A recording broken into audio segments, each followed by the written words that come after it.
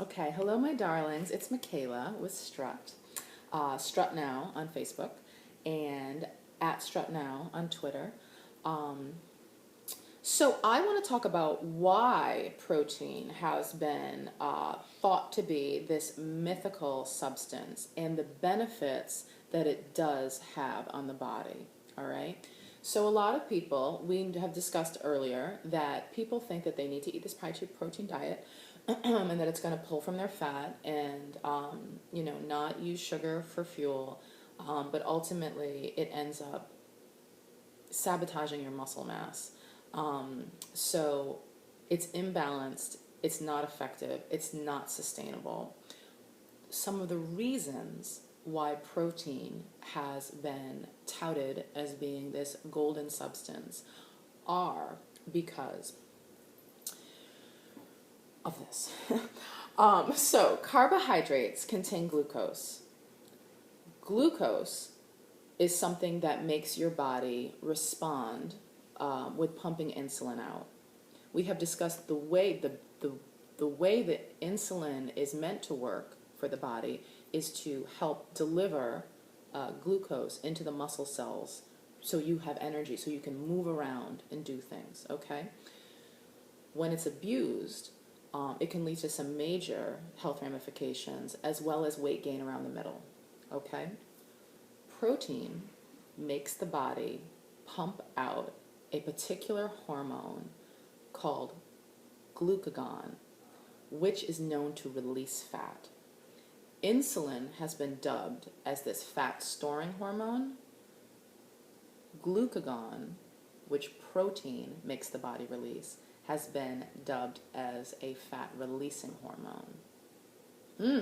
Well, that's desirable, right? Yes. Additionally, three nutrients that foods primarily consist of: carbohydrates, fat, and protein. Carbohydrates and fat require the same amount of energy for the body to break down, to break these things down. Protein requires almost twice as much, okay? So, there is something called the thermogenic effect of food. Basically, it means that, so we're eating something to give us energy, but there is energy required to break something down in the body, all right? And it requires more for the body to break down protein than it does for it to break down carbohydrates and fat.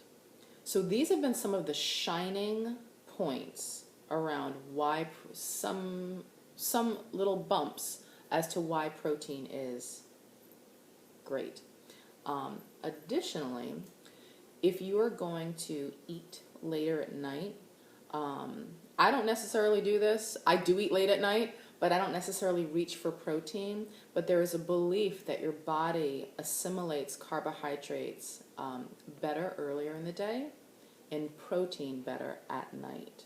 So that may be a little thing if you are turning to something later at night. Maybe you want to have some Greek yogurt. Maybe you want to seek out something that contains a little more protein than you might normally do during your day. Okay, we just spoke about how you don't need as much as you think you do. But these are some things that may additionally help you understand that there's gray. Everything is gray, right? There's so much to this. And so, I mean, this has been, a freaking lifelong journey into trying to figure stuff out. And I hope that none of this is overwhelming, and I hope that it stays to a degree and that it's able to be utilized. That is my desire. So this is why protein has a good name, but it's just not the whole story, okay? So go forth and prosper.